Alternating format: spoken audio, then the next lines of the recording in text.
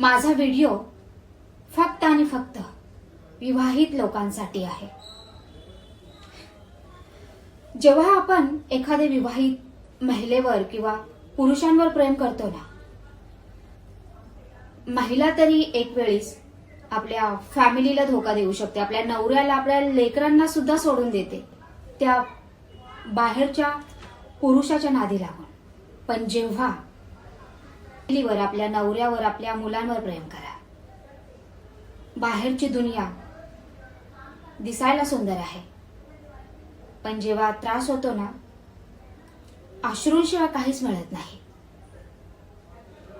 विवाहित लोकांवर विचार करून प्रेम करा, कारण जेव्हा समाजाला दाखवायची वेळ येते, फॅमिलीला दाखवायची वेळ येते ना, तेव्हा बाहेरचा पुरुष फक्त आणि फक्त आपल्या बायकोला, एका पुरुषावर वेळ येते ना,